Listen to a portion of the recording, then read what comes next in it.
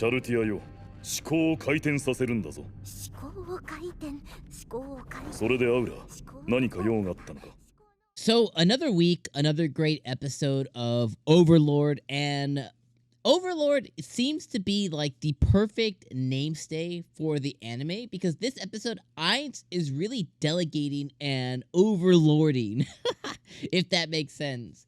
So this episode basically has Ainz, in a nutshell, it basically has Ainz going to the Dwarf Kingdom, basically bailing them out from the 𝐒𝐿𝐴, these wolf beings who are trying to obtain and attack the Dwarven city so that they can obtain all their precious metals. The 𝐒𝐿𝐴 apparently at some point in life were all kind of divided, kind of similar to like the lizard people. They were all divided and they all kind of came together under one 𝐒𝐿𝐴 lord, and they are now kind of like going after certain actions. So we can only assume the reason for going into the Dwarven Kingdom, the past capital, and then now is just to obtain their precious metals. For what they're really trying to accomplish, I'm sure the show will kind of show us that potentially kind of more down the line as we kind of see what ends up happening next when Sheltier goes and gets all the 𝐒𝐿𝐴, as she's now been instructed to essentially go and either do one of two things. If they surrender, they take them back, and they do experiments, that they do the Ainz 𝐿𝐴 thing, or if they don't surrender and they fight back, they all get wiped out. So we may or may not find out more info on that exactly. Then we see Ainz, finally, all those hours, those endless hours of him practicing in the mirror of his kinglyship kind of comes to fruition here. He uses it a couple of times. He talks to the dwarf council, and they all come into agreement to allow him to take all their runesmiths back to his country. That's kind of his deal for helping them. This is what he wants back, along with establishing a trade line back and forth. So that, really good. And then he gives the presentation of his life, and he meets with all the dwarf runesmiths, and he's able to tell them kind of like, here's what my plan is. I'm going to take you all back. He shows them a weapon that has 20 runes on it. Apparently, the most runes anybody's ever kind of imbued on a weapon before has been 6. So he basically dangles the carrot in front of them, along with some drink, because Shelter brought out the drink. He dangles some carrots in front of them, and now all the runesmiths are hyped to go to the Sorcerer Kingdom, work for him, make these runes, and, hone in their craft.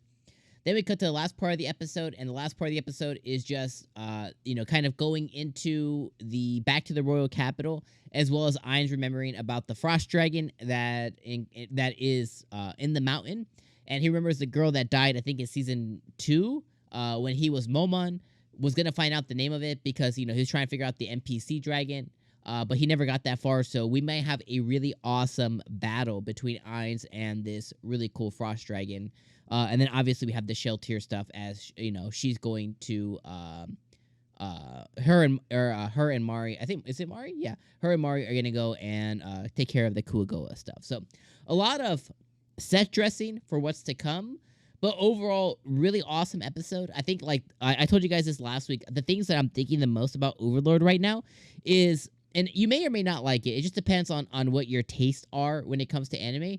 This reminds what's happening so far, really, with a little extra action on top of it, because I think it has a little bit more. But this really reminds me of last season's of that time I was reincarnated as a slime. Very much war council, very much planning, very much like setting up like the stage for all these plans that are going to come to fruition. I feel like that's what's been happening here with Overlord so far. So far we have the Albedo stuff, we have the Paul stuff, we have her, in the Restes Kingdom, we have her coming back. Then we have Demiurge's plan. We have the Empire, the Baharuth Empire. We have them becoming a vassal state. We have all these different things that have been coming to fruition.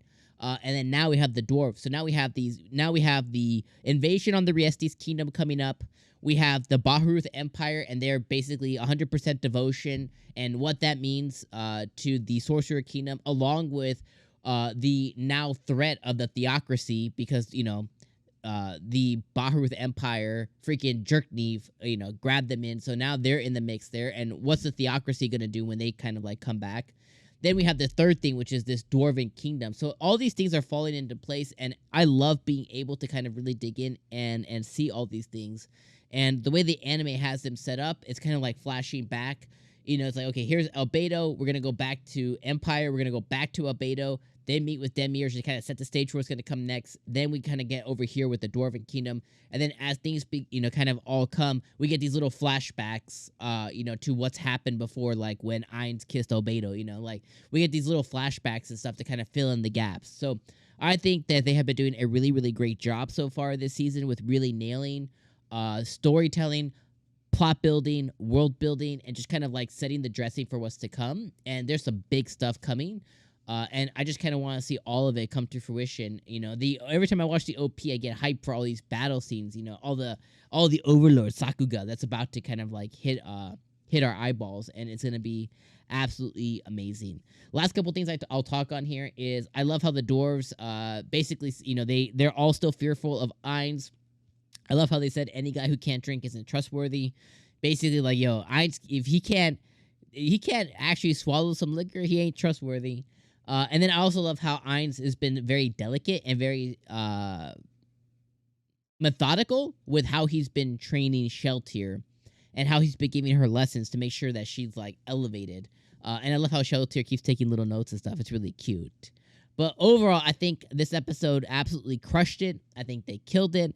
I was so interested. I was glued to my screen, and I can't wait to see what happens with the 𝐒𝐻𝐽 stuff. I can't wait to see what happens with the Frost Dragon stuff. And then once we diverge back to Albedo and her Riesti's kingdom stuff, once we diverge back to the Bahruz Empire, once we diverge back to the theocracy, I can't wait to see more of the theocracy. I want to see that girl with the two color hair. Because I think she's just gonna have Ainz ask to put a baby in her. Once we get that, I can't wait to see that. So I'm just waiting for all this stuff to come to fruition. But so far, really great episode. Let me know what you guys thought in the comments down below. As always, I appreciate you guys being here each and every week. Let me know if there's anything that I missed this episode or that I didn't touch on that I should know going forward into next week's episode down in the comments. And of course, I'll see you guys next week. Peace.